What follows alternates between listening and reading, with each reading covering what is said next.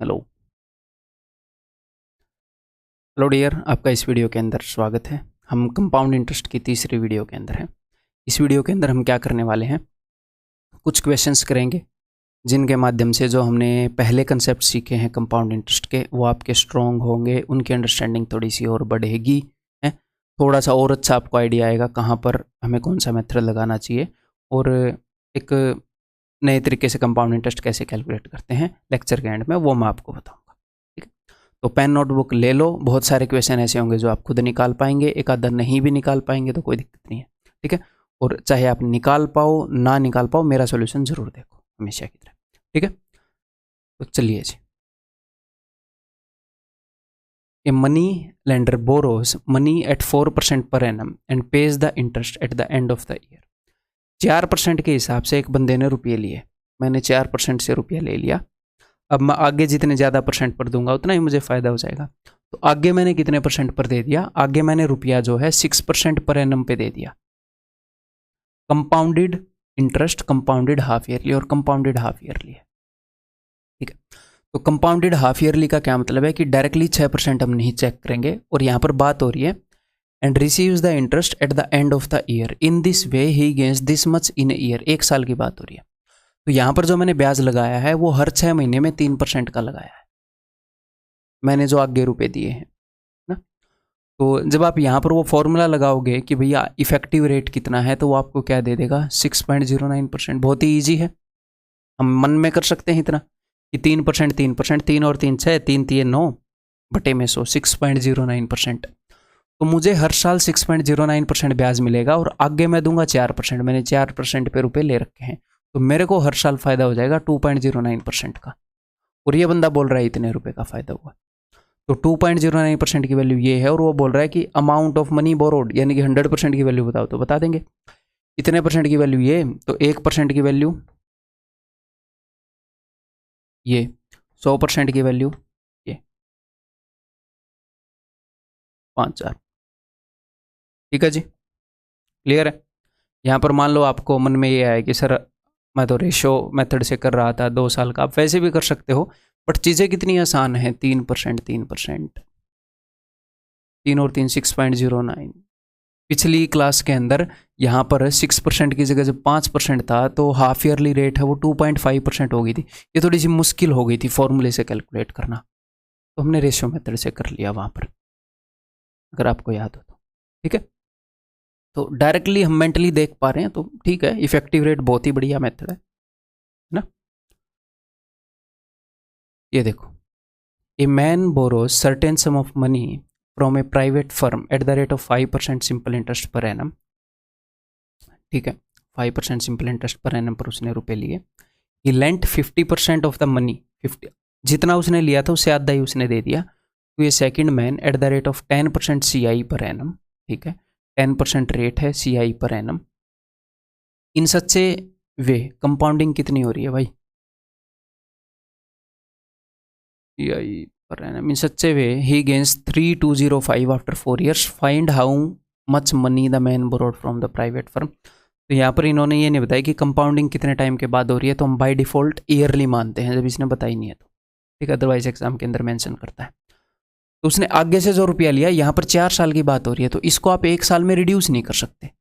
Simple interest के अंदर मैं इसको 1 साल में रिड्यूस कर देता था, क्यों नहीं कर सकते, क्योंकि कंपाउंड इंटरेस्ट 4 साल में जो लगता है ये नहीं है कि 1 साल में उसका 1/4 लगता है, ब्याज पे ब्याज जुड़ता रहता है। तो 4 साल की सिचुएशन ही हमें कंपेयर करनी पड़ेगी। ठीक है, तो 10% पर एनम के हिसाब से 4 साल में कितने परसेंट ब्याज लग जाएगा, 46.41%।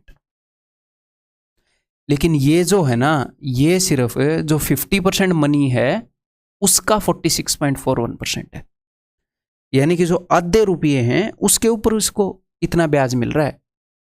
लेकिन हम जो ब्याज कैलकुलेट करेंगे वो पूरे रुपए के हिसाब से करेंगे कि पूरे रुपए के ऊपर कितना ब्याज मिल रहा है। आधे रुपए के ऊपर अगर मैं देखूं तो 46.41% ब्याज हो गया, तो पूरे रुपए को बेस मानूंगा तो ब्याज कितना हो जाएगा, इसका हाफ। तो ब्याज कितना हो जाएगा, इसका हाफ। और सिंपल इंटरेस्ट से उसने रुपए लिए हैं 5% के हिसाब से, 4 साल में सिंपल इंटरेस्ट के हिसाब से वो देगा 20% रुपए, 20% रुपए वो आगे देगा। और उसको जो मिल रहे हैं वो कितने मिल रहे हैं, इसका हाफ, यानी कि 23.205% रुपये उसको मिल रहे हैं। ठीक है, 50% रुपये के ऊपर वो इतने परसेंट कमा रहा है, बाकी 50% के ऊपर वो कमा ही नहीं रहा है ना? तो पूरे रुपए के हिसाब से देखोगे तो आपको इतने परसेंट ब्याज मिलेगा। अगर यहाँ पर कुछ स्टूडेंट को मान लो परेशानी हुई होगी कुछ स्टूडेंट को पक्का, ये ऐसे कैसे कर दिया, अदरवाइज तो जो मैंने बताया है वो समझ में आना चाहिए। और हाँ, अगर ये डाउट आ जाए इस 50% की जगह 60% कर दे या फिर बाकी मनी को अलग ब्याज पे दे दे, सर फिर क्या होएगा, हालांकि इतना कॉम्प्लेक्स आएगा नहीं, बट अपने लेवल का इक्वेशन है वो भी। कैसे कि 50% मनी जो है वो उसने दे दिया, 50% मनी इस रेट से बढ़ रहा है, बाकी का 50% मनी मान लो वो भी वो दे दे अलग रेट पर, लेकिन इस केस में वो 0% से बढ़ रहा है, बढ़ ही नहीं रहा वो। तो आप ऐसे कर सकते हो कि एक हिस्से के ऊपर ब्याज लगा इतना, यानी कि 1 इंटू दिस, एक हिस्से के ऊपर ब्याज लगा इतना, यानी कि 1 into this divided by 1 + 1 2, weighted average से कर सकते हो। ये हमने परसेंटेज के अंदर भी कर चुके हैं हमें अंडरस्टैंडिंग। तो अगर वो इस परसेंटेज को बदले 50 60 40 कर दे, 30 70 कर दे तो भी कोई दिक्कत नहीं है, इसको भी ब्याज पर दे दे तो भी कोई दिक्कत नहीं है। क्लियर? या फिर इस क्वेश्चन को आपको डायरेक्टली ये चीज़ समझ में आपको आ जानी चाहिए, इतनी समझ होनी चाहिए। तो भाई कितने परसेंट का फ़ायदा कमा रहा है वो, तो वो यहाँ पर वो कमा रहा है 3.205% का। प्रिंसिपल के इतने परसेंट की वैल्यू कितनी है, इतनी है। आपको इसका 1000 गुना दिख रहा है, तो 100% की वैल्यू कितनी होगी भाई साहब, इसका 1000 गुना, यानी कि 1 लाख रुपए। 100,000 यानी कि 1 लाख रुपए। A principal P becomes Q in 2 years when compounded half yearly compound हुआ है R% पर एनम पे। अगर पर एनम की रेट R% है तो 6 महीने की रेट कितनी होगी भाई साहब, 1 साल की R है तो R/2। ठीक है, तो ये क्या बोल रहा है, P रुपए थे वो Q रुपए बन गए 2 साल के अंदर, जब हमने R/2% 6 महीने में इंक्रीज किया, तो हर 6 महीने में R/2% इंक्रीज किया।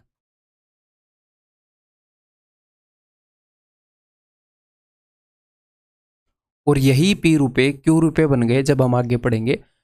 अगर वो S% पर एनम से कंपाउंडेड एन्युअली देता है तो P रुपए के Q रुपए बन गए। अगर सालाना कंपाउंड करता है S% की रेट से P रुपए Q रुपए बन गए। एग्जामिनर क्या कहना चाह रहा है, एग्जामिनर ये कहना चाह रहा है कि S% की रेट लगाओगे और एन्युअली कंपाउंड करोगे तो भी रुपया उतना ही बढ़ जाता है, P से Q हो जाता है, या R/2% की रेट लगाओगे है लेकिन सेमी एन्युअली, मतलब कि हर 6 महीने में R/2% बढ़ाओगे तो भी P से Q हो जाता है। ठीक है, क्लियर है? तो मैं 2 तरीके से इक्वेशन आपको सॉल्व करके बताऊंगा, एक तो अंडरस्टैंडिंग से बताऊंगा, एक फिर हम मैथमेटिकली प्रूव करके बताऊंगा। अंडरस्टैंडिंग क्या है, देखो यहां पर 1 साल में कितना बढ़ रहा है, ये 1 साल में ये S% बढ़ रहा है, फिर अगले 1 साल में S% बढ़ रहा है।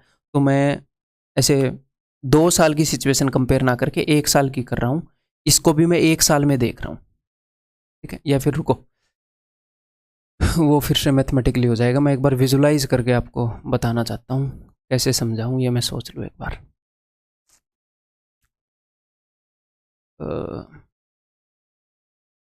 ये छोटा ही होएगा, ऐसे ही समझाना पड़ेगा, चलो ठीक है। देखो अगर आप 1 साल में डायरेक्टली S% बढ़ा दे रहे हो, फिर अगले 1 साल में डायरेक्टली S% बढ़ा दे रहे हो, एन्युअली आप इसको कंपाउंड कर रहे हो, यहाँ पर आप 6 महीने में R/2% बढ़ा रहे हो अगले 6 महीने में, तो सालाना इम्पैक्ट क्या पड़ रहा है यहाँ पर ओवरऑल सालाना, तो इन दोनों रेट को कंबाइन करना पड़ेगा इस फॉर्मूले से। तो जब आप इनको इस फॉर्मूले से कंबाइन करोगे R/2 + R/2, R% + R² by, तो ये क्या हो जाएगा R/2 अपॉन 100, तो R² 400, टोटल इतने परसेंट। तो देखो भाई यहां पर मैंने S% इंक्रीज किया तो सेम इंपैक्ट आया जब मैंने यहां पर R + R² 400% इंपैक्ट इंक्रीज किया। तो R बड़ा है या S बड़ा है, देखो R के अंदर कुछ जोड़ने के बाद S आ रहा है, इसका मतलब R छोटा है, R is less than S।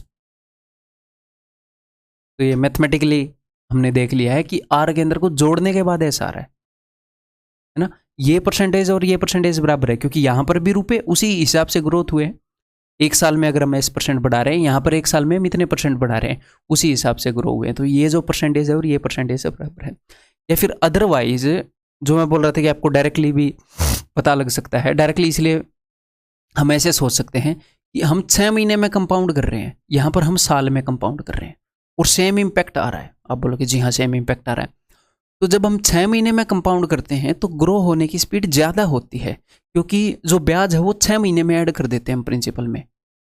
6 महीने में ब्याज ऐड कर देते हैं, 6 महीने में ब्याज ऐड कर देते हैं, और यहाँ पर 1 साल में ऐड कर रहे हैं, तो इसकी स्पीड ज़्यादा होती है।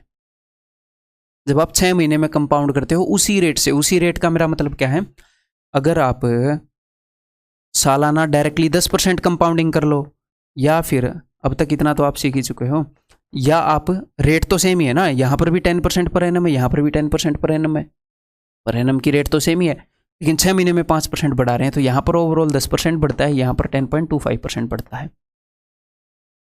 तो जब हम 6 महीने में कंपाउंडिंग करते हैं तो मनी ज़्यादा स्पीड से बढ़ता है।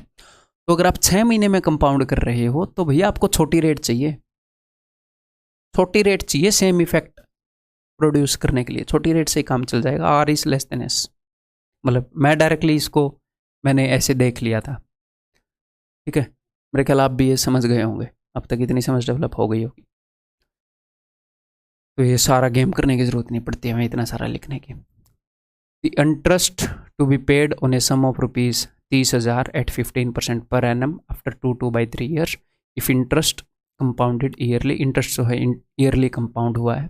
बिल्कुल बेसिक क्वेश्चन है, एग्जाम में आया हुआ क्वेश्चन है, ठीक है। इसके थ्रू भी कुछ सीखेंगे। तो 15, इसको कई तरीक़ों से हम कर सकते हैं, बट बेस्ट तरीका मैं आपको बताऊंगा, इफेक्टिव रेट वाला रहेगा, ठीक है। 15% पर एनम ब्याज लग रहा है और कंपाउंडेड ईयरली है, तो पहले साल जो ब्याज लगेगा, ऐसे क्वेश्चन हम पहले भी कर चुके हैं, वो 15% होगा। अगले साल जो ब्याज लगेगा वो 15% होगा, और अगला साल हमारे पास पूरा नहीं है, सिर्फ 2/3 है अगले साल का, तो जो ब्याज लगेगा वो 10% होगा, ठीक है। पहले ही मैं बता चुका हूँ, तो मैं ये चाहता हूँ इस क्वेश्चन को आप खुद करो, फिर मैं तो बताऊंगा ही। तो भैया 15 और 15 32.25 देख पा रहे हो। 15 15 30, 15 का स्क्वायर होता है 225, 225/100 होएगा 2.25, तो 30 + 2.25 ये आप डायरेक्टली करने के एबल होने चाहिए। अब इनके ऊपर जब हम फॉर्मूला लगाएंगे तो ये हो जाएगा 32 और 10 42.25, और अब जुड़ेगा क्या, इन दोनों का प्रोडक्ट डिवाइडेड बाई 100। मन ही मन में देखो, this into this divided by 100, एक जीरो से एक जीरो कट गई, ये पॉइंट एक के बाद और बढ़ जाएगा, तो 3.225 मैं कर सकता हूँ, बट इतना करने की ज़रूरत नहीं होती कि आप 3 डेसिमल तक जा रहे हो, इतनी टेंशन मत लिया करो, इग्नोर कर दो। 5 और 2 7, 2 और 2 4, यही सिखाने के लिए क्वेश्चन लिए हैं, अदरवाइज क्वेश्चन तो इजी है, यही सिखाने के लिए बच्चे इतनी टेंशन लेके बैठे रहते हैं। भाई आप यहाँ पर 5 लिख रहे हो तो आप 0.005% कर रहे हो, इतना भयंकर काम नहीं करने लगे हैं एग्जामिनर, ठीक है, और ना ही वो करेंगे। और ये हो गया 45, तो हमने इतना % निकालना है, तो सबसे पहले मैं क्या करता हूँ ऐसे क्वेश्चन में, मैं सिर्फ 45% निकालता हूँ। अगर मैं उससे आंसर को टिक कर पाऊंगा तो कर दूंगा, नहीं तो आगे वाला 0.47 भी निकाल लेंगे। पहले ही सारा क्यों निकालें, ठीक है। तो पहले भी इस टाइप का क्वेश्चन एक मैंने आपको करवाया है ना, और एक्चुअल आया हुआ क्वेश्चन था वो भी और ये भी, और इससे आगे एक और क्वेश्चन करेंगे वो भी। तो 45% हमने निकालना है, तो इसका 1% कितना है, इसका 1% भाई साहब 300, तो 300 × 45 करोगे 45 थी 135 होता है, तो ये 45% है 13,500, तो 45% से थोड़ा सा बड़ा ही होएगा, 13,500 से थोड़ा सा बड़ा, ठीक है। ये रहा, ये नहीं है कि भाई इतना बड़ा, भाई 45% इतना है, आपने इसके बाद 0.47% जोड़ना है, 1% भी नहीं जोड़ना आपने इसके बाद, और 1% की वैल्यू 300 है, आपको लगभग आधा % जोड़ना है, 0.47 = 0.5, लगभग आधा %, तो आधा % की वैल्यू 150 है अगर ज़्यादा ही पास जाना चाहो तो। और मैंने क्या किया, मैंने 0.47 जोड़ने के बजाय 0.5 जोड़ दिया, 13,650 थोड़ा सा बड़ा हो जाएगा। देखो अप्रोक्सीमेट करना आना चाहिए है। कई बार मैं क्या करता हूँ, अकॉर्डिंग टू क्वेश्चन हम डील कर रहे हैं, हम याद नहीं रखते चीज़ों को कि भाई इस क्वेश्चन को ऐसे करेंगे, ऐसे याद रख के मैथ्स थोड़ी होता है, ज़रूरी चीज़ें याद रखी जाती हैं, ऐसे क्वेश्चन याद नहीं रखे जाते। तो अगर 45% की वैल्यू ये है तो आप 0.45% की वैल्यू तो निकालने की ज़रूरत भी नहीं है, 45% के बाद 2 के बाद 0 लगा दो तो 135। इस क्वेश्चन में आप ऐसे भी कर सकते हो, ये 45% है, ये 0.45% है, तो इससे थोड़ा सा बड़ा होगा, बिल्कुल थोड़ा सा, 13,635 से थोड़ा सा बड़ा। तो इस तरह के क्वेश्चन को ऐसे हम अप्रोक्सीमेट करेंगे। मैक्सिमम क्वेश्चन में क्या होएगा, मैक्सिमम 99% क्वेश्चन में ये निकालते ही बात बन जाएगी, ये निकालते ही आपको अंदाजा आ जाएगा ये वाला है। अगर एग्जामिनर ने ज़्यादा क्लोज कर दिए फिर सिर्फ ये वाला निकाल लो, 0.40% निकाल लो ना, क्यों ही दिक्कत ले रहे हो, उसके बाद अंदाजा आ जाएगा डेफिनेटली। ये करो, what is the compound interest in rupees on a sum of 4600 for 2/5 years, 15% per annum, interest being compounded annually. ठीक है, तो पहले साल के लिए ब्याज लगेगा 15%, अगले साल के लिए 15%, फिर पूरा साल है नहीं, 2/5 हिस्सा है, 5 × 15 6%।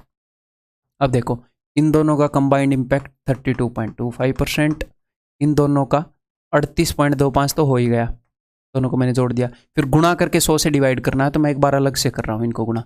6 × 25, 25 सिक्के 150 याद है तो 2 डिजिट को कंसिडर कर लो, 25 सिक्के 150, 2 डिजिट तक लिख दो, 1 कैरी, 6 दूनी 12 और 1 13, 1 डिजिट के साथ मल्टीप्लाई करो तो 1 लिखोगे, 1 6 × 18 और 1 19, 2 के बाद पॉइंट ऑलरेडी है, 2 के बाद और लगाऊंगा क्योंकि डिवाइडेड बाई 100 है, 1.93 को उठा लो, मोर देन एनफ है।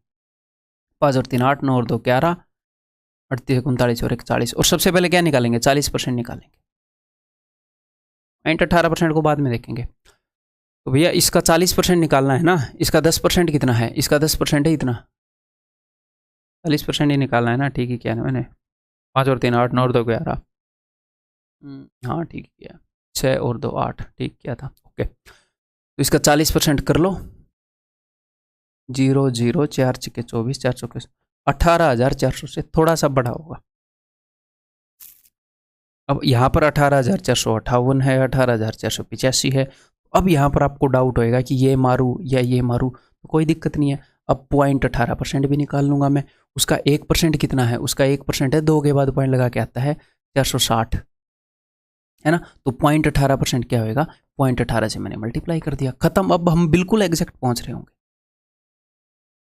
18 छिक्के 108, 18 चौके 72 और 10 82, 82.8, 18,482.8, 18,485।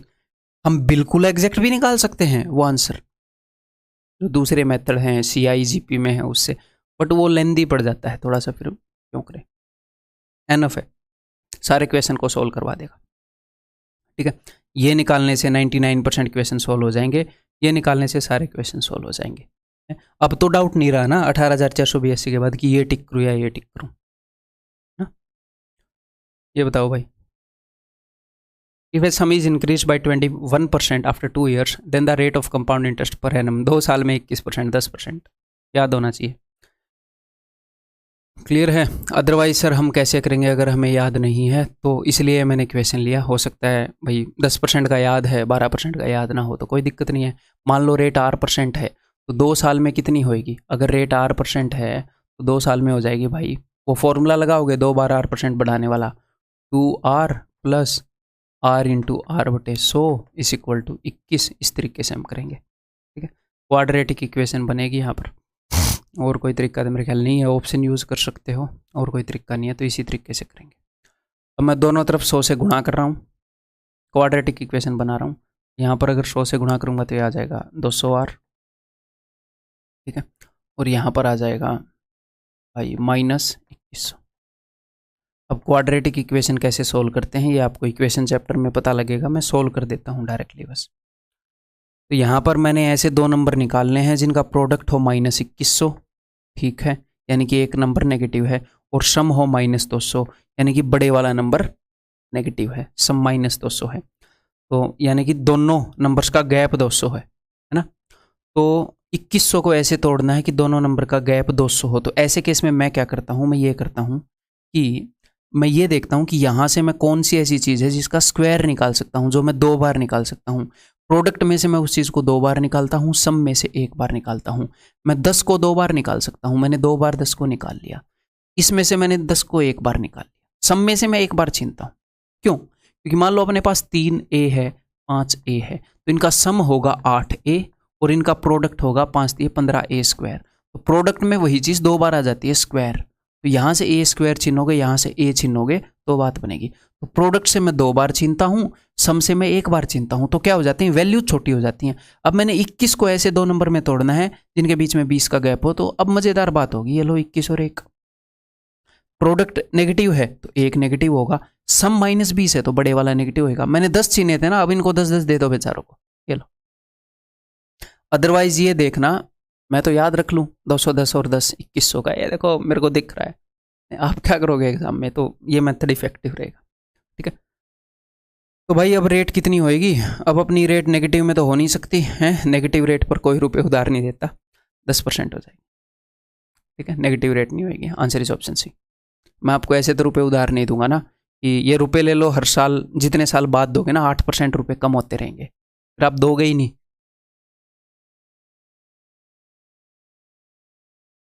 A man invested rupees 8,000 in a scheme for 3 years at compound interest. The rate of interest for the first 2 years is X% and that for the last year is 20%. If the interest received by him after 3 years is this much, then find the rate of interest for the first 2 years. बहुत ही मज़ेदार question है, आसान question है, अगर आप समझ पाए कैसे करना है, बहुत ही सिंपल है। देखो 8,000 रुपये हैं, वो पहले X% बढ़े, वो फिर X% बढ़े अगले साल, फिर वो अगले साल कितने परसेंट बढ़े, वो 20% बढ़े, ठीक है। और वो कितने हो गए, 4,696 टोटल बढ़े हैं, मैं इनको जोड़ रहा हूँ, 12,696 हो गए। ओवरऑल सम कितने गुना हो गया ये देखो। देखो जब मनी X% बढ़ता है तो कुछ ना कुछ गुना होता है, जब 10% बढ़ता है तो 11/10 गुना होता है, ऐसे ही X% बढ़ा होगा तो कुछ ना कुछ गुना होगा।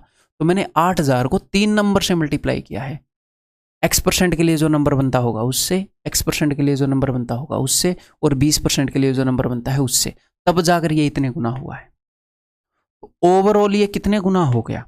मान लो मैं आपको एक बात बोलूं कि 10 रुपये थे, ये पहले कुछ ना कुछ गुना हुए, फिर ये कुछ ना कुछ गुना हुए, मतलब फिर ये 3 गुना हुए, और आज फिर ये हो गए 60। तो बताओ कितने गुना हुए थे यहाँ पर। तो आप बोलो कि ओवरऑल अगर मनी 6 गुना हो गया तो भैया यहाँ पर 2 गुना हुआ होगा, यहाँ पर 3 गुना, 3 दूनी 6, तभी 6 गुना हुआ है। तो आप क्या करोगे, आप ओवरऑल चेंज को, कि दोनों चेंज मिला के 6 गुना है, दोनों चेंज मिला के 6 गुना है, एक चेंज से अगर मैं डिवाइड कर दूंगा तो दूसरा ये चेंज आ जाएगा कि अच्छा ओवरऑल 6 गुना हुआ, इसके अंदर 2 चेंज शामिल हैं, एक ये और एक ये, इसमें एक चेंज से मैं डिवाइड कर दूंगा तो ये चेंज आ जाएगा। यही मैं यहाँ पर करूँगा। ओवरऑल मनी कितने गुना हुआ कैसे पता चलता है, हाउ पता चलेंगे, final by initial, final by initial. तो ओवरऑल मनी इतने गुना हो गया। मुझे सिर्फ एक चेंज पता है, मैंने 20% बढ़ने का मतलब है 6/5 गुना होना, गुना होना से डील करेंगे, तो मैंने 6/5 से डिवाइड कर दिया, 5 ऊपर चला गया। अब ये जो भी आंसर आया है ये इन 2 चेंजेस को रिफ्लेक्ट कर रहा है। मान लो X% के कारण A गुना हो रहा है तो ये A² को रिप्रेजेंट करता है, तो मैं इसको अंडर रूट मार दूंगा, ये पता लग जाएगा कि X% के कारण कितने गुना हो रहा है, वो काट देंगे। ठीक है जी, 6 दूनी 12, 6 कम 6, 6 कम 6, 6 6 36। नीचे मुझे स्क्वायर चाहिए, तो 100 भी एक स्क्वायर होता है, मैं किससे काट दूँ, मैं 5 दूनी 10, 8 दूनी 16, 16 से भी एक कटेगा पक्का, 8 दूनी 16, स्क्वायर तो इसको बचना ही पड़ेगा तभी स्क्वायर रूट होएगा। 16 कम 16, 16 3 48, नहीं कटा, बेशरम, इसका मतलब नीचे एक 4 बचेगा, कोई दिक्कत नहीं है। ये भी इसका स्क्वायर बचता होएगा। वैसे तो मैं इसको अभी भी करके दिखा सकता हूँ आपको, चलो मैं ऐसे ही करके दिखा दूँ, जैसे मैं करता हूँ ऐसे ही आपको बताऊँ। देखो नीचे 1600 बच गया, तो 1600 का स्क्वायर रूट क्या होएगा, 40। ये थोड़ा सा बड़ा था इसका स्क्वायर रूट, मैं सोचा आपको बताऊँ ना बताऊँ, बता ही देता हूँ आपको, ये मेथड मैंने कैलकुलेशन में बता रखा है। ये 4 का स्क्वायर है और ये 25 से 4 कम है, 4 का स्क्वायर और 25 से 4 कम, यानी कि 50 से 4 कम, 46 का स्क्वायर है। 40 का स्क्वायर कैसे करते हो, 50 से 4 कम है तो 16, और 50 से 4 कम है तो 25 में 4 घटाते हैं, ऐसे आपको स्ट्राइक हो जाएगा। अदरवाइज स्क्वायर रूट कैसे करते हो मैंने आपको बताया ही है, ठीक है। तो यहाँ पर जो ब्याज लग रहा है वो ब्याज लग रहा है 6 रुपये 40 पर। ठीक है, उसने रेट ही पूछी होगी, find the rate of interest for the first 2 year. तो 6/40 इंटू 100 कर लो, या फिर परसेंटेज का मतलब होता है 100 पर कितना, 40 पर 6 रुपये लग रहा है, तो 100 रुपये 40 के 2.5 गुना होते हैं, तो इसका 2.5 गुना कर लो डायरेक्टली। 6 दूनी 12 और 6 इंटू 0.5 3, 12 और 3 15, ऑप्शन सी। ठीक है,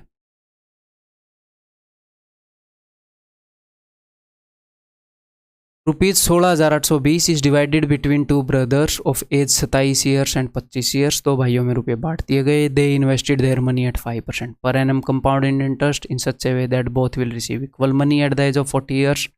जब वो दोनों 40 साल के होंगे तो उनको बराबर रुपये मिलेंगे।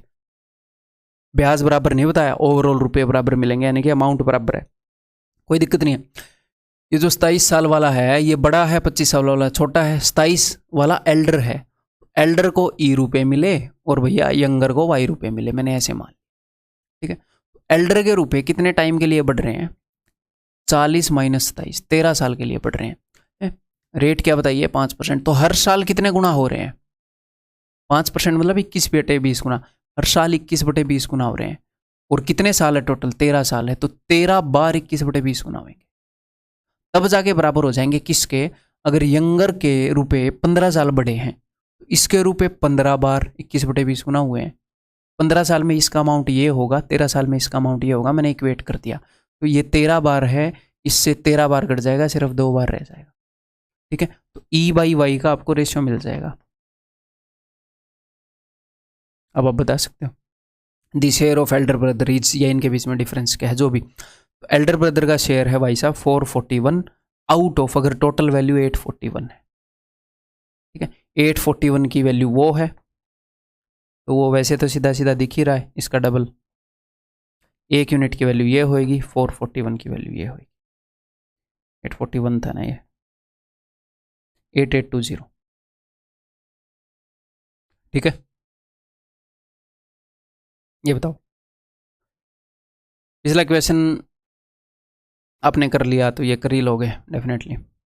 The sum of 25220 is divided into 3 parts and lent out for 2 year, 3 year, 4 year respectively. If the rate of compound interest is 5%, amount of each part becomes same. Amount same हो जाता है after the completion of time in each case. Find the divided parts of the sum. तो ठीक है, amount equate करना है। तो 2 साल में 5% के हिसाब से, ये सिंपल इंटरेस्ट नहीं है कि 110% कर दोगे, कंपाउंड इंटरेस्ट है। ठीक है, 2 बार 21/20 गुना करना पड़ेगा। तो मान लो फर्स्ट वाले केस में जो रुपए लगाए वो ए थे, तो 5% रेट है, 21/20 गुना 2 साल में इतना अमाउंट हो जाएगा। ठीक है, सेकंड वाले केस में 3 साल के लिए ब्याज लग रहा है तो इतना अमाउंट हो जाएगा। थर्ड वाले केस में 4 साल के लिए ब्याज लग रहा है तो इतना अमाउंट हो जाएगा। अब 2 बार तो हर एक जगह ये मैं काट दूंगा, यहाँ पर सिर्फ 1 बार बचेगा, यहाँ पर 2 बार बचेगा। अब देखो ऐसे केस में हम क्या करते हैं, हम हर एक वैल्यू डिनोमिनेटर में लाने की कोशिश करते हैं ताकि हमें रेशियो पता लग जाए। तो यहाँ पर 21 का स्क्वायर है, यहाँ पर 21 है, तो मैं 21 के स्क्वायर से डिवाइड करूंगा तीनों को।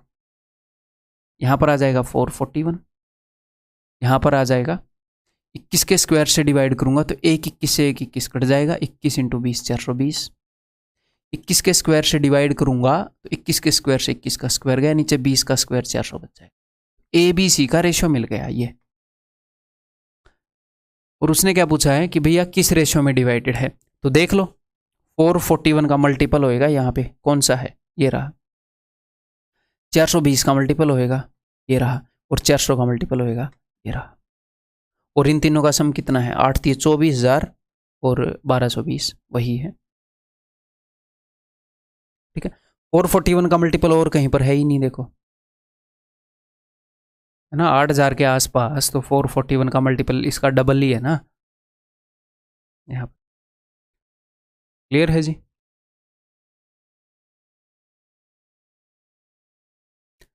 ए मैन इन्वेस्टेड, एक क्वेश्चन ट्राई करो एक बार।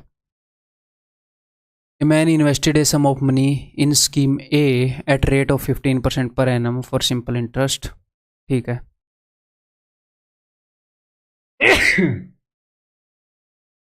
जब मैं ऐसे करूँ लिखने के लिए, जब मैं प्रिपेयर हूँ, वॉल्यूम डाउन कर दिया करो या ईयरफोन हटा लिया करो, ईयरफोन पे सुन रहे हो।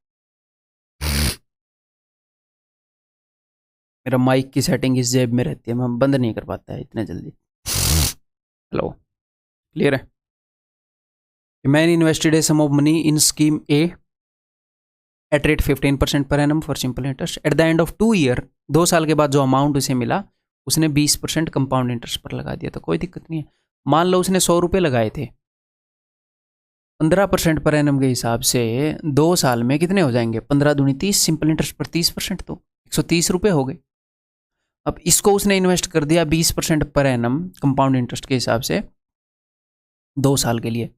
तो 20% 2 साल के लिए आपको डायरेक्टली दिख रहा होगा 44%, या नहीं दिख रहा? 20 और 20 2 बार होगा तो 20 और 20 40, 20 इंटू 20/100 44%। अब इसको 44% बढ़ाओगे तो इसका 44% निकालोगे। इससे अच्छा एक काम करो, 1000 और 1300 कर दो, क्या ही फर्क पड़ता है, क्योंकि इसका 44% निकालना ईजी हो जाएगा। इसका 1% 13 हो गया तो 44% हो जाएगा। ये 1% इंटू 44, इतना ब्याज लगेगा। वो बोल रहा है ब्याज इतना लगा, यानी कि इतने यूनिट की वैल्यू दे दी, तो 1 यूनिट की वैल्यू क्या होगी? ये हो जाएगी। और पूछ क्या रहा है? कितने रुपए लगाए थे? तो यानी कि 1000 यूनिट की वैल्यू पूछ रहा है, तो बस ये आंसर हो जाएगा। 11 चौके 44, 11 दूनी 22, 11 छक्के 66, ठीक है। 13 दूनी 26, ऊपर 20 है, 4 5 20, 5000 रुपये।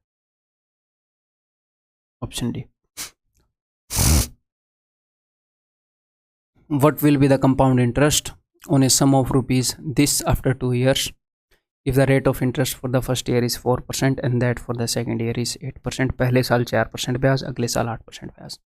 बहुत ही बेसिक क्वेश्चन है। पहले साल 4%, अगले साल 8%। तो आप ऐसे भी कर सकते हो, सक्सेसिव रेट, इफेक्टिव रेट निकालने वाला तरीका लगा दो। 8 और 4 12.32%। 12.32% किसका? इसका। इसका 1% कितना है? इसका 1% है 18.75। इसको सॉल्व कर लो, आंसर आ जाएगा। लेकिन मैं एक और चीज़ दिखाने के लिए मैंने एक क्वेश्चन लिया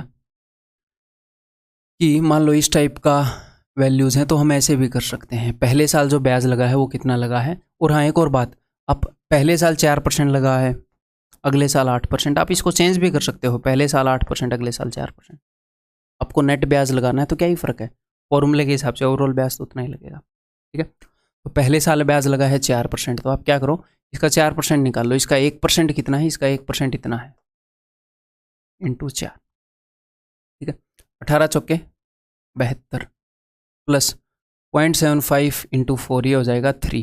तो 75 रुपये ब्याज लगा। पहले साल का ब्याज 75 रुपये है, ये हो गया 1950। अब 8% लगाना है, तो इसका 1% कितना है? 19.5 इंटू 8, 19 8 152, 0.5 इंटू 8 4, 156 रुपये ब्याज लगा है। और उसने ब्याज ही पूछा है, तो ये फर्स्ट ईयर का ब्याज है, ये सेकंड ईयर का ब्याज है। इन दोनों को जोड़ दो, 4 और 5 11, 7 और 5 12 और 1 13, 231 रुपये। ठीक है, हम ऐसे मैन्युअली भी कर सकते हैं एक एक साल का ब्याज, जस्ट ये चीज़ दिखाने के लिए, ठीक है। और ऐसे एग्जाम में टेंशन नहीं लेनी। अब यहाँ पर कई बच्चे ये टेंशन ले लेंगे कि मैं तो परसेंटेज वाले से करता 12.32 इंटू, मैं ऐसे करता, आपने ऐसे कर दिया। एग्ज़ाम में हमें कैसे पता चलेगा कि भैया कैसे करना है? भाई मेरी इस बात को समझने की कोशिश करना। टीयर 2 के हिसाब से मैं बता देता हूँ। मान लो हमारे पास 100 क्वेश्चन है मैथ के, तो आज तक कोई भी बंदा ऐसा नहीं है जिसने 100 क्वेश्चंस को बेस्ट वे से किया। मतलब उन क्वेश्चंस को करने का जो बेस्ट वे है, उस वे से आपने, मान लो 100 क्वेश्चंस हैं, आपके पास क्या है, आप किसी क्वेश्चन को बेस्ट वे से कर सकते हो। आप हो सकता है उस क्वेश्चन को बेस्ट वे से ना करो, सेकंड बेस्ट वे से कर दो, है? या फिर थर्ड बेस्ट वे से कर दो, है? या फिर बेस्ट मैंने लिख दिया, यहाँ पर बेटर कर देते हैं, बेस्ट, बेटर, गुड, है? या फिर करो ही ना, या फिर वेरी लेंदी, वेरी लेंदी, तो आज तक कोई ऐसा बंदा नहीं हुआ है जिसने 100 के 100 क्वेश्चन को बेस्ट वे से किया हो, कि किसी भी क्वेश्चन के अंदर उसने ऐसा तरीका नहीं लगाया जो सेकंड बेस्ट हो। इसी मान लो इस क्वेश्चन को करने का एक बेस्ट तरीका है कि इस वे से ये फास्टेस्ट हो रहा है, क्योंकि अगर 100 के 100 क्वेश्चन को आप बेस्ट वे से करोगे तो एवरेज टाइम पता है क्या आएगा? एवरेज टाइम 45 सेकंड से कम ही आएगा किसी क्वेश्चन को करने का, कम एवरेज टाइम, क्योंकि कई क्वेश्चन 5 सेकंड में भी हो जाएंगे बेस्ट वे से। तो 45 सेकंड यानी कि 3/4 ऑफ ए मिनट, तो 100 क्वेश्चन करने में 75 मिनट। 75 मिनट का मतलब है 1 आवर 15 मिनट। आपको एग्जाम में टाइम मिलता है 2 आवर्स का। 1 घंटे 15 मिनट में सारे क्वेश्चन को सॉल्व करके कोई नहीं बैठता 100 के 100 क्वेश्चन को, कि 45 मिनट वो खाली बैठा है। 200 में से 200 लाने वाला भी, जब मेरे 200 में से 193 आए तो मेरे को 100 के 100 क्वेश्चन आते थे। ये नहीं है कि इतना सब पढ़ने के बाद क्वेश्चन नहीं आएंगे हैं। 2-3 क्वेश्चन, अब तो मेरे को नंबर्स भी याद नहीं है, कुछ क्वेश्चन में सिली मिस्टेक हो गई और एक क्वेश्चन सिर्फ मैं छोड़ के आया था, मैं 99 करके आया था। ठीक है, वो पता नहीं निकला ही नहीं, घर पे आके मेंटली निकल गया था। बार बार कैलकुलेशन में मिस्टेक हो रही थी, उत्तर मैच नहीं हो रहा था, मैं सेम गलती बार बार कर रहा था।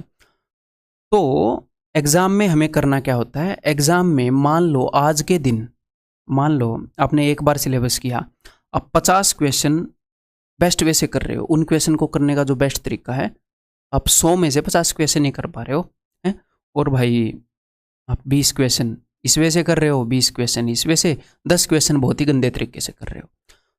तो तैयारी करने का पर्पज़ ये होता है कि हम यहाँ पर मैक्सिमम क्वेश्चन इस तरीके से कर पाएँ। सारे क्वेश्चन नहीं, मैक्स क्वेश्चन। अगर कोई बंदा 65 या 70 क्वेश्चन बेस्ट वे से करना सीख जाता है और फिर बेटर वे में उसके, मान लो उसने 65 क्वेश्चन कर दिए तो 25 क्वेश्चन आ गए, 65 ही मान लेते हैं या फिर 70 ही मान लेते हैं, 65 ही मान लो, कम थोड़ा सा, तो ये कितने हो गए? 90 हो गए। हाँ, और 10 क्वेश्चन 5-5, वो अगर आप ऐसे भी कर लोगे ना कि 65 क्वेश्चन आपने बेस्ट वे से कर दिए, 25 क्वेश्चन आपने उनके सेकंड बेस्ट वे से कर दिए, आपको वो तरीका स्ट्राइक ही नहीं किया जो उसको करने का बेस्ट तरीका था, थोड़े से लेंदी मेथड से कर दिए, और 5 क्वेश्चन तो बहुत ही लेंदी मेथड से आपने कर दिए, 5 मेथड ठीक ठाक से कर दिए। यहाँ पर 20 क्वेश्चन ऐसे कर दिए, 10 ऐसे कर दिए, और भी लेंदी से कर दिए। ये बहुत ही बेहतरीन परफॉर्मेंस है, आपके 180 प्लस नंबर आ जाएंगे। सर ऐसा क्यों? क्योंकि 2 घंटे मिल रहे हैं ना, बेस्ट वे तो बहुत फास्ट है। ठीक है, तो हमने कोशिश करनी है कि हम हर एक क्वेश्चन को उसके बेस्ट वे से करें। बट मान लो कभी कभी आपने कोई क्वेश्चन किया और आपको एक बेटर मेथड मिल गया, उसे फास्ट मिल गया, तो मैं ये सारी बातें क्यों बता रहा हूँ? तो उस मेथड को सीखना है, बट डिप्रेस नहीं होना है कि यार मैंने तो लंबे से किया था। कई बच्चे ऐसे दिल तोड़ देते हैं, मेरे को कब आएगा? सारे 100 के 100 क्वेश्चन कभी नहीं आएंगे आप बेस्ट वे से। क्यों? क्योंकि आपके दिमाग पर टाइम का कंस्ट्रेंट है, आपके ऊपर प्रेशर है कि 2 घंटे में करना है, 2 घंटे में करना है, टाइम निकल रहा है। प्रैक्टिस ही इसलिए कर रहे हैं कि मैक्सिमम क्वेश्चन को इस कैटेगरी के अंदर ला पाए। ठीक है, क्लियर है भाई? ए 2-year certificate of deposit is purchased for, और मैं अगर आपको ऑनेस्टली बताऊं तो जिस मेथड से मैं आपको पढ़ा रहा हूं, मान लो यही सारे क्वेश्चन एग्जाम में आए तो सारे क्वेश्चन को मैं इन्हीं मेथड से नहीं करूंगा। एग्जैक्टली डिटो क्वेश्चन आएंगे तो मैं करूंगा, मेरी इतनी प्रैक्टिस हो रखी है, अपने नोट्स के अंदर है ये है। लेकिन सारे क्वेश्चन फर्स्ट टाइम अगर एग्जाम में देखे तो मैं इस मेथड से नहीं करूंगा, नहीं तो मैं 1 घंटे 15 मिनट के अप्रोक्स में पेपर करके बैठ जाऊंगा, मुझे भी 2 घंटे लगते हैं करने में। क्लियर है? A 2-year certificate of deposit is purchased for K rupee if the certificate earns interest at an annual rate of 6%। 6% पर annum की रेट है। ठीक है, कंपाउंडेड क्वार्टरली कंपाउंड कर रहे हैं, यानी कि 6% डिवाइडेड बाई 4, 1.5%। ठीक है, which of the following represent the value in rupee of the certificate at the end of the 2 years।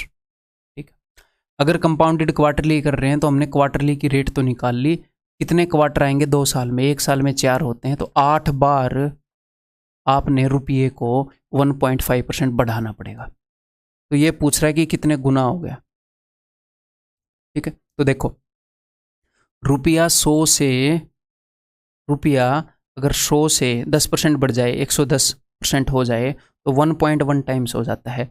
यहाँ पर रुपया 100 से 101.5% हो गया, तो कितने गुना हो गया? ये हो गया 1.015। ये मैं इसलिए बता रहा हूँ कि कई बंदों को यही डाउट रहेगा, वो 1.15 करके मिलेंगे, पता नहीं क्या करके मिलेंगे। ठीक है, एक साल में रुपया एक क्वार्टर में रुपया इतने गुना हो रहा है और हमारे पास 8 क्वार्टर हैं, इसकी पावर 8 इतने गुना हो जाएगा। पहले के था तो अब इतना हो जाएगा, के इंटू दिस। कंपाउंड इंटरेस्ट के बेसिक पर है क्वेश्चन, कोई डिफिकल्ट नहीं है। Mister Duggal invested rupees 20,000 with rate of interest 20% per annum. The interest was compounded half yearly for the first 1 year. पहले एक साल के लिए हाफ ईयरली, तो 20% पर एनम रेट है, तो पहले एक साल के लिए 10% 2 बार, और फिर next year it was compounded yearly, अगले साल 20%। What will be the total interest earned in the end of 2 years? तो कोई दिक्कत नहीं है, इजीली निकाल लेंगे ना।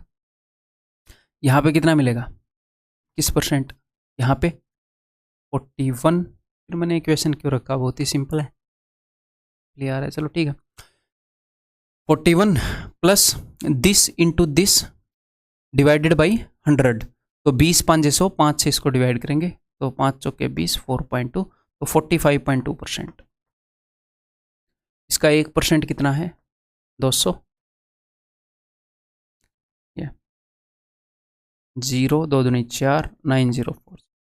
बहुत ही easy question, option B. Practice के लिए ऐसे ही रख लिया होगा। If the compound interest earned on a certain sum for 2 years is twice that of simple interest for 2 years, then the rate of interest per annum is। ये आप दो तरीके से कर सकते हो, दोनों तरीके बता देता हूं। देखो, कंपाउंड इंटरेस्ट की बात हो रही है 2 साल की, ठीक है, तो मन ही मन में ये फिगर बना लो। कंपाउंड इंटरेस्ट कितना होता है 2 साल में? कंपाउंड इंटरेस्ट होता है 2 बार I1 और 1 बार I2, 2I1 प्लस I2। और सिंपल इंटरेस्ट कितना होता है 2 साल में? 2 साल में सिंपल इंटरेस्ट होता है 1 साल में I1, 2 साल में 2I1। तो the compound interest earned on a certain some is twice, इसका डबल है, ठीक है। तो 2I, इधर 4I है, 2I उधर जाएगा तो उधर सिर्फ 2I रह जाएगा, ठीक है। तो I2 बाई I1 निकाल लो, ऐसा क्वेश्चन हमने पहले भी किया है ना। तो अगर I1 1 है तो I2 2 है, तो 2 जो है वो 1 का कितने परसेंट है, वही रेट है। यहाँ पर ये मत बोलना 100% बढ़ रहा है 100% रेट है, नहीं, 2 जो है वो 1 का कितने परसेंट है, 10% रेट होती है तो हम आगे 10% निकालते हैं, 200% है, डबल है, 200% रेट है। आप ऐसे कर सकते हो, या फिर अगर रेट R% है तो कंपाउंड इंटरेस्ट के हिसाब से ब्याज कितना बनता, तो ब्याज बनता 2R प्लस R² बाई 100, है ना। और सिंपल इंटरेस्ट के हिसाब से सिर्फ बनता 2R%, और इसका डबल है कंपाउंड इंटरेस्ट, तो यानी कि 4R। तो 2R जब इधर आएगा तो 2R बच जाएगा, 4R माइनस 2R, R से R गया तो R इज इक्वल टू 200। ऐसे भी कर सकते, बहुत ही सिंपल ऑप्शन, ठीक है जी। ये बताओ, a certain sum was deposited in a bank for 2 years at the rate of 10% compounded annually. From the amount earned, rupees 6150 is withdrawn after 2 years. Bank में रुपए जमा कराए, 2 साल तक 10% के हिसाब से बढ़ते रहे, 2 साल के बाद इतने रुपए निकाल लिए, ठीक है। एंड द रिमेनिंग अमाउंट, जो रुपए बच गए, is left for the 3rd year। Bank में रुपए पड़े हैं, 10% का ब्याज मिल रहा है, मान लो आपने रुपए डाले, ठीक है, सेम रेट पर पड़े रहे। The compound interest for 3rd year is इतने गुना of the compound interest of first 2 year। What was the sum deposited? कोई दिक्कत नहीं है, मान के चलते हैं। मान लो आपने 100 रुपये डाले, तो 10% कंपाउंडेड इंटरेस्ट एनुअली 2 साल में कितना परसेंट ब्याज लग जाएगा? 10% से 2 साल में 21%, तो यहाँ पर 21 रुपये ब्याज लग जाएगा, और रुपए कितने हो जाएंगे? 121। मैंने 100 यूनिट रुपए माने, मान लो आपने 100 यूनिट रुपए डाले, अब आपके रुपए की वैल्यू होगी 121 यूनिट। अब उसने 6500 रुपये निकाल लिए, माइनस 6500, बट ये यूनिट में है, वो रुपए में है, तो मैं रुपए लिख नहीं सकता, मुझे यहाँ पर यूनिट में निकालना पड़ेगा कि कितनी यूनिट 6500 के बराबर है, फिर बात बन जाएगी, ठीक है। तो मैंने कुछ यूनिट रुपए निकाल लिए कुछ यूनिट रुपए फिर यहाँ पर बच गए, और जो बचे हुए रुपए हैं ये तीसरे साल के लिए पड़े रहे, ये हैं बचे हुए रुपए। अब ये कितने % रेट से ग्रो हो रहे हैं? ये ग्रो हो रहे हैं सेम रेट बोला उसने 10% के हिसाब से, इनके ऊपर 10% ब्याज लग रहा है। अब एग्जामिनर ने ये बताया है कि ये जो तीसरे साल का ब्याज है ये पहले 2 साल के कंपेरिजन में 8/21 है। यहाँ पर 21 रुपये ब्याज लगा, उसका 8/21 गुणा, यहाँ पर 8 रुपये ब्याज लगा। और वैसे ब्याज कितने % लगा? 10%। प्रिंसिपल का 10% 8 है, तो प्रिंसिपल कितना है? 80, यानी कि यहाँ पर रुपये 80 यूनिट थे, उसका 10% 8। अगर 121 रुपये में से कुछ रुपए निकालने के बाद 80 रुपये बच गए, तो 121 में से 80 घटाओ 41 रुपये निकाले होंगे। और एग्जामिनर बोल रहा है कि भाई साहब 6500 निकाले, तो हमें पता लगा है 41 यूनिट की रुपए की वैल्यू, 41 यूनिट की वैल्यू 6500 रुपये है। तो कितने यूनिट की पूछ रहा है वो? 100 यूनिट की पूछता है जनरली, 100 यूनिट की। तो ठीक है, बता देंगे। 1 यूनिट की वैल्यू होगी 6500 ही बताया क्या उसने? नहीं, 6150 बताया।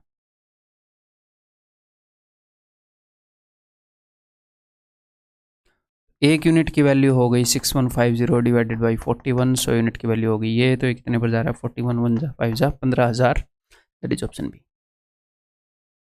ठीक है, ये बताओ।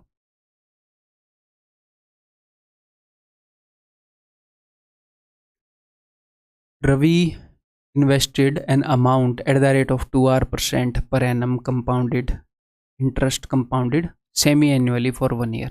सेमी एनुअली के लिए उसने इन्वेस्ट किया है। अगर 1 साल की रेट 2% है तो आधे साल की रेट तो R% हो जाएगी भाई, इससे आती। ठीक है, R% मनी ग्रो करना है 6 महीने में 1 साल के लिए, तो 2 बार ग्रो होएगा, 2 बार R% ग्रो होएगा। ठीक है, तो and Rakesh invested the same amount, उतने रुपए राकेश ने लगा दिए 2 साल के लिए 3% पर एनम सिंपल इंटरेस्ट पर। The ratio of interest earned, interest का रेशियो ये है, तो बताओ आर की वैल्यू। तो आप इजीली बता सकते हो, जो भी उसने बोला है उसको फॉलो करो। 1 साल में R% 2 बार बढ़ जाएगा, तो इसके ऊपर इफेक्टिव रेट का फॉर्मूला लगा दो, R plus R 2R plus R²/100%, इतना मनी बढ़ेगा। कंपाउंड इंटरेस्ट से तो भैया ब्याज इतना लगेगा, सिंपल इंटरेस्ट से ब्याज कितना लगेगा? वो तो सिंपल है, 1 साल में 3R%, तो 2 साल में 6R%, 3 दूनी 6R%, और इसका रेशो बता रखा है उसने 23/60। 6 ढाई 160, ये 10 हो गया। ठीक है, ये R जब ऊपर जाकर चीज़ों को डिवाइड करेगा तो 2R/R 2 बच गया, R से R कट जाएगा, R/100 इज इक्वल टू 23/10। ये 2 जब उधर जाके सब्ट्रैक्ट होएगा -2, तो 10 दूनी 20, 23 - 20 3/10, R/100 इज इक्वल टू 3/10, 0 से 0 गई, R is equal to 30। Option C. इसको मैं I1 I2 से भी बता सकता हूँ, उससे थोड़ा सा कॉम्प्लेक्स पड़ेगा, बट आपकी समझ तो बढ़ानी है तो बता देते हैं। थोड़ा सा दिमाग पे जोर पड़ेगा, और जोर पड़ेगा जब हम जिम में जोर लगाते हैं। मान लो आप जिम में ऐसी एक्सरसाइज करोगे जिससे जोर ही नहीं लगती है, तो मसल बनेगी ही नहीं, क्योंकि मसल बनती है जब जोर लगेगा। तो दिमाग भी एक मसल है, अगर आपको पता हो तो। मतलब हो सकता है साइंटिफिकली मसल ना हो, फैट से बना हुआ बोलते हैं, बट एक हिसाब से दिमाग ऐसा है कि जोर लगाते हैं तो ग्रो होता है। समझते हैं उस तरीके से भी। तो देखो, 1 साल में रुपया हम बढ़ा रहे हैं, हम 6 महीने में R% लगा रहे हैं, 6 महीने में R% बढ़ा रहे हैं। ठीक है, तो मैंने मान लिया P I1 I2, ये मामला मैंने 6 महीने का मानना है, 2 बार का मानना है। 1 साल में जो कंपाउंड इंटरेस्ट है वो 2 बार लग रहा है। ठीक है, तो 6 महीने की रेट R% है, तो P का R% ये है, P का R% और I1 का R% ये है, और ये 6 महीने का गैप है, 6 महीने की कार्रवाई चल रही है। कंपाउंड इंटरेस्ट 6 महीने के हिसाब से लगा है। ठीक है, R% के हिसाब से। ओके जी, तो अब उसने क्या बताया है? उसने ये बताया है कि जो कंपाउंड इंटरेस्ट और सिंपल इंटरेस्ट का ये रेशियो है, तो कंपाउंड इंटरेस्ट कितना लगा होगा? कंपाउंड इंटरेस्ट लगा है 2I1 + I2, 2:1 रेशियो होता है। ठीक है, सिंपल इंटरेस्ट कितना लगा होगा I1 और I2 के टर्म में? अब देखो जरा ध्यान से कि 6 महीने में सिंपल इंटरेस्ट, ये 6 महीने की बात है, 6 महीने का सिंपल इंटरेस्ट I1 है, 6 महीने का I1 R% के हिसाब से। ठीक है, सिंपल इंटरेस्ट कितना होगा? I1 R% के हिसाब से। ये सालाना रेट कितनी हो गई, यहाँ पर सालाना रेट हो गई 2R%। अगर मैं पर एनम की रेट निकालूं 6 महीने का सिंपल इंटरेस्ट R% के हिसाब से, अगर 6 महीने में R% बढ़ रहा है तो सालाना रेट है 2R%। तो ये 2R% के हिसाब से है I1। और एक्चुअल में रेट कितनी है अपनी, अपनी रेट है भाई साहब 3R%। तो रेट तो एक्चुअल में हमारी 1.5 गुना है ना। ये जो सिचुएशन मैंने 2R% के हिसाब से लिखी है, 2R% पर एनम के हिसाब से, हमारी रेट 1.5 गुना है, तो ब्याज जो हो वो 1.5 गुना हो जाएगा। रेट का ये इम्पैक्ट पड़ेगा। और ये जो ब्याज है ये भाई साहब 6 महीने के लिए है, और यहाँ पर 2 साल के लिए बताना है। 2 साल में 6 महीने कितनी बार आते हैं, 4 बार, तो इसका 4 गुना, तो 2 दूनी 4, तो 6I1 ब्याज होएगा। इसका रेशियो बता रखा है 23/60। 6 से ये 10 पर जाएगा। अब देखो I1 की वैल्यू 10 आ गई, 10 दूनी 20 और 3 23, तो I2 की वैल्यू 3 आ गई। तो रेट कितना होगा, ये 10 है और ये 3 है, तो 6 महीने में कितना बढ़ रहा है, ये 3 इस 10 का कितने परसेंट है, 30%। 6 महीने में R% का ही रेट है ना, R की वैल्यू 30 है। ऐसे समझ आ गया तो भी बढ़िया है, नहीं आया तो भी टेंशन नहीं लेनी, एग्जाम में तो उसी तरीके से हम करेंगे, वैसे बता रहा हूँ।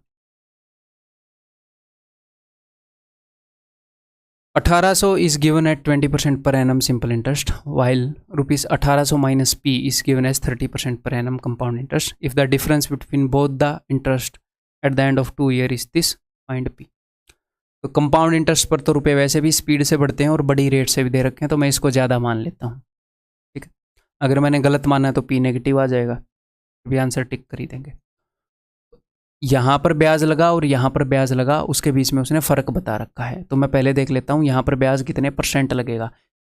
30% पर एनम के हिसाब से 2 साल में कितने परसेंट ब्याज लगेगा, 69%।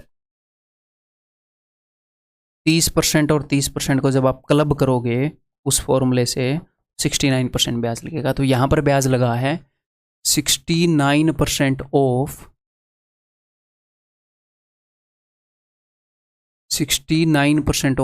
1800 माइनस P, और यहाँ पर ब्याज लगा है 20% पर एनम के हिसाब से 2 साल में 40%, 40% ऑफ 1800, और इनके बीच का फ़र्क है 315। ये बता रहा है एग्जाम, P की वैल्यू इजीली बता देंगे। तो 69% ऑफ 1800 माइनस 40% ऑफ 1800, ये आ जाएगा 29% ऑफ 1800, जो कि होएगा 29 into 18 minus 69% of P equal to 315। अब 69% ऑफ P को मैं उधर ले जाता हूँ ताकि ये पॉजिटिव हो जाए, इज इक्वल टू 315 इधर आके घटेगा। तो पहले मैं इसको सोल्व कर लूँ, 18 न्यू में 162, 18 में 118 में जल्दी अगर बोलने की कोशिश करता हूँ तो ऐसे ही होता है, दिमाग तेज चलता है ना जुबान से, तो गड़बड़ है, जुबान भी तेज चलनी चाहिए। 18 न्यू में 162, 16, 18 दूनी 36 और 16 52, 522 माइनस 315, 12 में 5 गए 7, 1 में 1 गए 0, 207। 59% of P is equal to this, 1% की वैल्यू ये है तो 100% की वैल्यू ये है। 23 तिये 23 निम्मे 3 तिये, P इज इक्वल टू 300। ठीक है, काफ़ी क्वेश्चन मैंने लिए हैं कि प्रैक्टिस भी मोर देन एनफ हो जाए। ठीक है, क्योंकि कंपटीशन ऐसा है कि अगर मैं आपकी प्रैक्टिस करवाऊंगा तो आपके लिए फ़ायदा ही होएगा। कई क्वेश्चन मैं यहाँ से हटा सकता था कि आप खुद कर लोगे, एक्सरसाइज में डाल के अलग से कर दूँ, लेकिन अब की बार मैंने क्या किया, ये सारे बढ़िया बढ़िया क्वेश्चन छांट के आपकी प्रैक्टिस भी मैं ही करवाऊँ, और उसके बाद आप खुद से सारे क्वेश्चन की प्रैक्टिस कर लें अकेले, 2 बार 3 बार 4 बार। तो भैया अब एक और मेथड सीख लेते हैं कंपाउंड इंटरेस्ट निकालने का, ट्री मेथड, बहुत ही ईजी मेथड है। ये कब बेनिफिशियल होएगा ये भी मैं आपको बता दूंगा। देखो, मान लो प्रिंसिपल है 1000 रुपये और रेट है 10% पर एनम कंपाउंडेड एनुअली, और टाइम है 3 ईयर्स।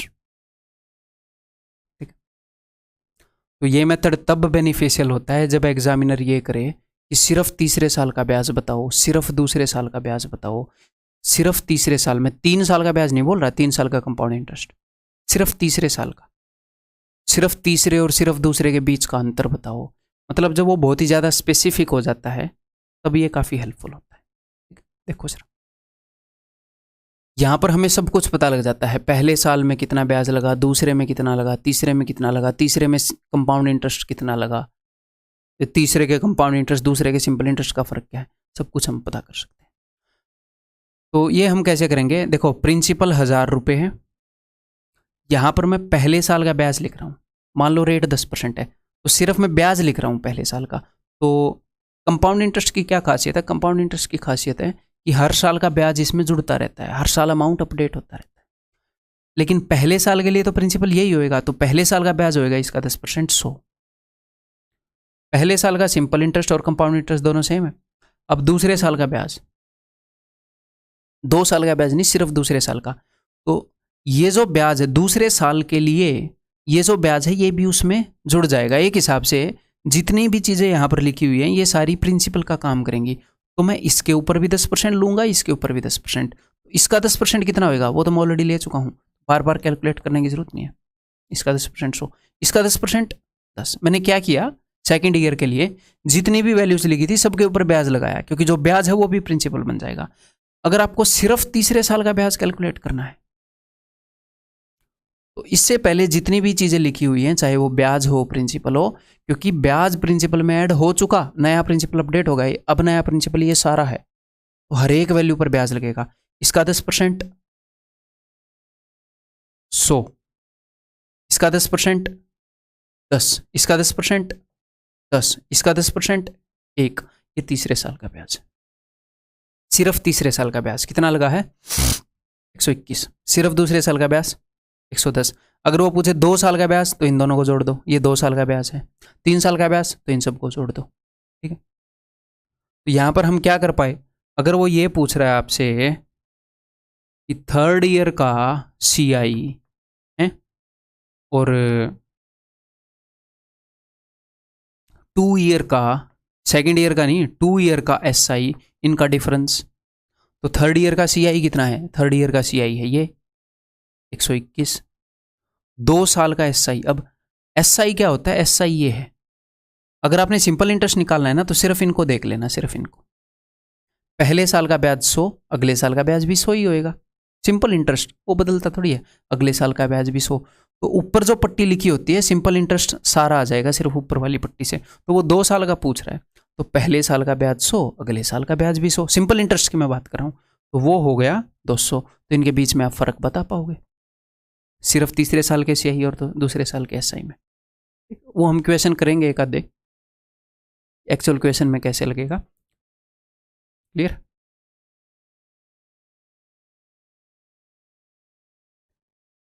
पहले सिर्फ निकाल लें।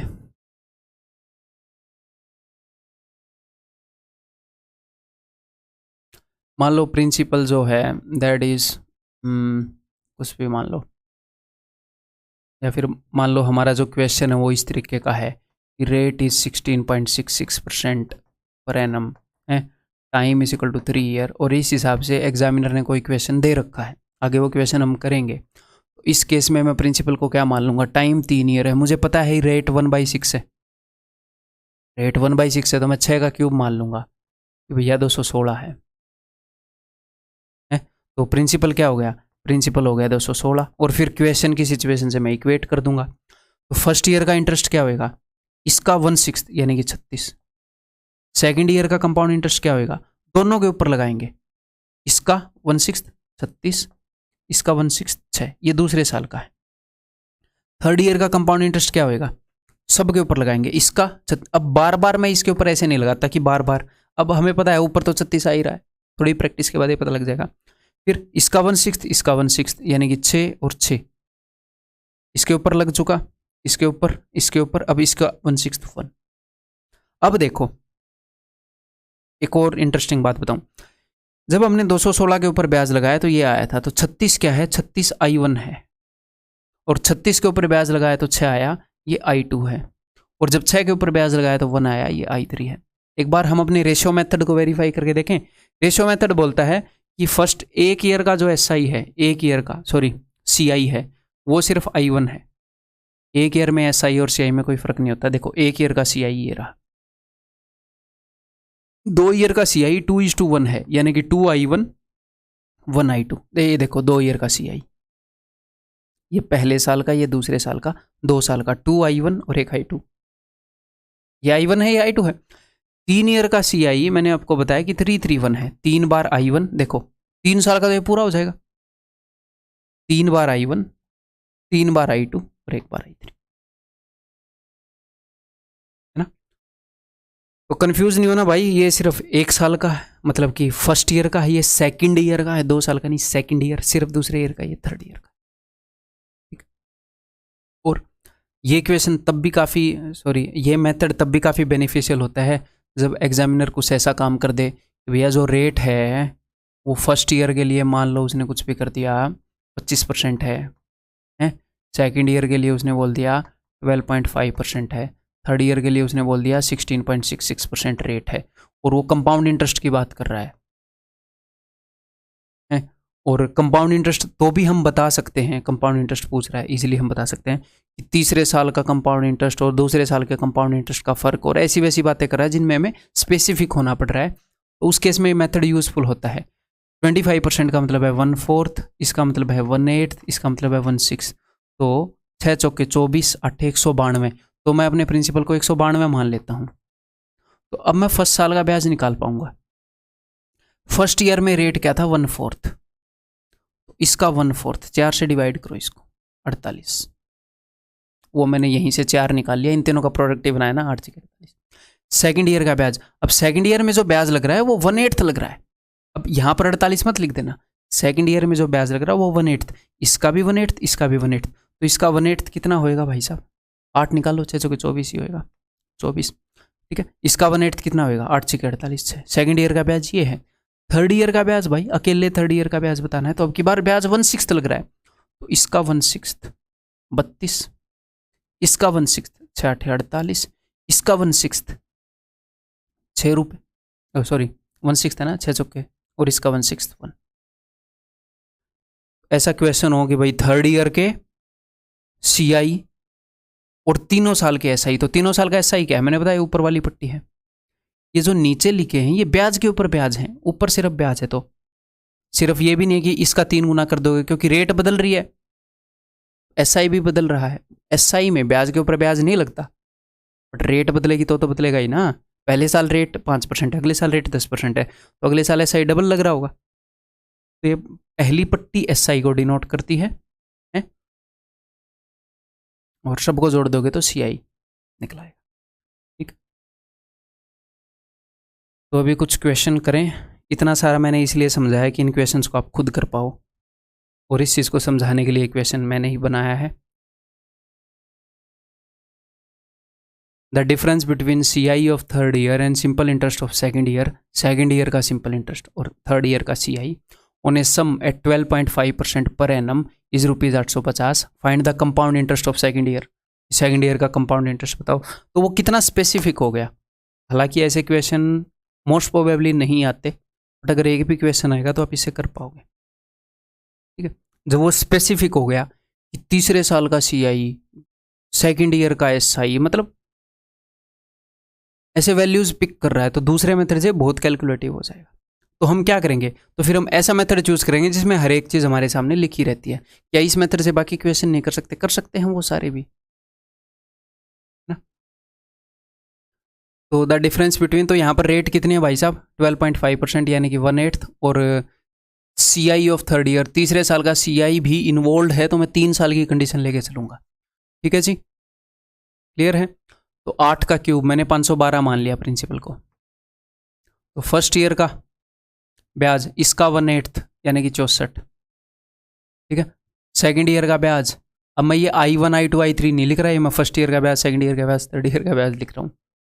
ठीक है, तो ये चैप्टर को मैं इस तरीके से करवा रहा हूँ कि ये बेस्ट मेथड है करने का, बट आपके मेथड मिक्स हो सकते हैं, मैंने पहले ही वार्निंग दी थी। तो 2-3 बार जब आप इसको करोगे तो आप बेस्ट हो जाओगे। इस तरीके से मैं आपको करवा रहा हूँ। ठीक है, इसके ऊपर 1/8, रेट चेंज नहीं हो रही, तो ये 64 ही रहेगा। इसके ऊपर 1/8 8। थर्ड ईयर का कंपाउंड इंटरेस्ट क्या हो गया, इसके ऊपर 1/8 64, रेट चेंज नहीं हो रही, तो ऐसे बार बार करने की जरूरत नहीं है। इसका 1/8 8, इसका 1/8 8, और इसका 1/8 1। ठीक है, हम यहाँ पर ऐसे भी कर सकते हैं, इसका 1/8 8 है, इसका भी 8 ही होएगा, 8 8 16 इकट्ठा भी लिख सकते हैं। अब उसने क्या बोला है वो देख लेते हैं। उसने बोला है the difference between CI of third year, तो थर्ड ईयर का CI कितना है भाई साहब, ये है, and simple interest of second year, और सेकेंड ईयर का सिंपल इंटरेस्ट कितना है, ये फर्स्ट ईयर का 2 साल का सिंपल इंटरेस्ट नहीं, सिर्फ सेकंड ईयर का। तो सिंपल इंटरेस्ट तो इससे डिनोट होता है, फर्स्ट ईयर का भी इतना, सेकंड का भी इतना, थर्ड का भी इतना। इन दोनों के बीच में जो फर्क है वो क्या है, 64, 8, 8, 1 और खाली 64। तो 64 से तो 64 कट गया, 8, 8, 16 और 1, 17, 17 का फर्क है। जो चीज़ हमारे हिसाब से 17 है वो एग्जामिनर ने बता रखी है कि 850 है, 50 गुना है। और क्या पूछ रखा है, उसने पूछ रखा है found the compound interest of second year, second year का कंपाउंड इंटरेस्ट बताओ। तो सेकंड ईयर का कंपाउंड इंटरेस्ट क्या है, ये सारा 72, 72 की वैल्यू बतानी है। तो 72 का 50 गुना हो जाएगा भाई, 3600, ऑप्शन बी। क्लियर है। तो जब एग्जामिनर स्पेसिफिक हो जाता है तो हम इस मेथड को यूज़ कर सकते हैं। एक रेट चेंज जब होती है तो वो क्वेश्चन भी कर लो। The difference between CI in 2 years and CI of first year is ₹36, ठीक है। The rate of interest for the first and second year, first year के लिए रेट है जिसकी फ्रैक्शन 1/7 है, सेकेंड ईयर के रेट की 1/9 है। तो मैं 9, 7, 63, 9 और 7 का मल्टीपल 63 मान लूंगा प्रिंसिपल को।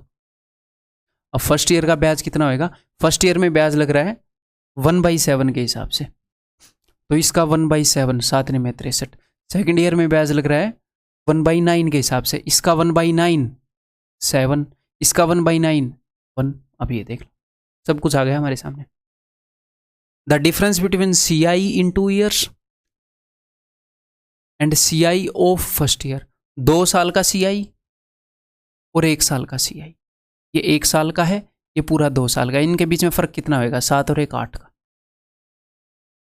अगर 8 की वैल्यू 36 है तो वो पूछ रहा है प्रिंसिपल कितना है, तो 1 यूनिट की वैल्यू हो जाएगी 36/8, प्रिंसिपल हमने मान रखा है 63, 63 की वैल्यू बतानी है। 4 दूनी 8, 4 में 36, 9 27, 9 6 54 और 2 56/2, तो 2 दूनी 4, 2 8 16, 2 3 6, 283.5, दैट इज ऑप्शन है। ठीक है। सो इस कंसेप्ट लेक्चर के अंदर इतना ही। उम्मीद है कि आपको सब कुछ समझ में आ रहा होगा, ठीक है। और जो कंटेंट हम कर रहे हैं उससे बाहर कोई कंटेंट आपको नहीं चाहिए, ठीक है।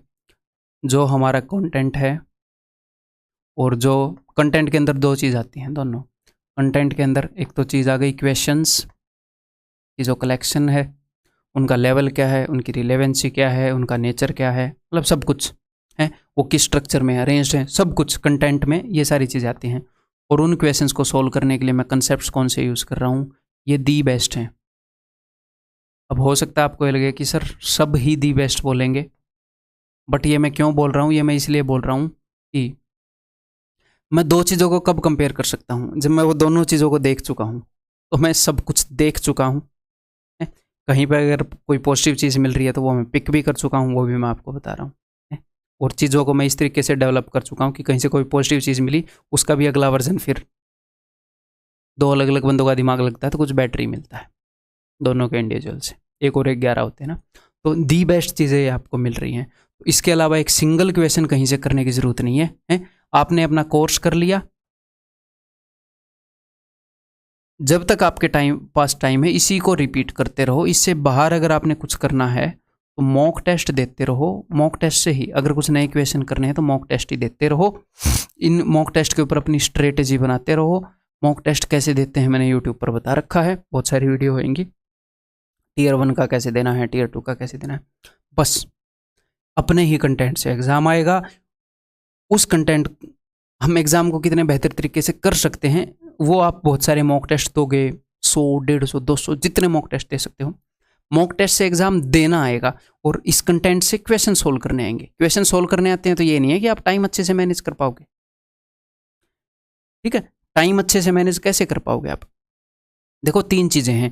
कोर्स को एक बार देखोगे तो आपको नॉलेज होएगी,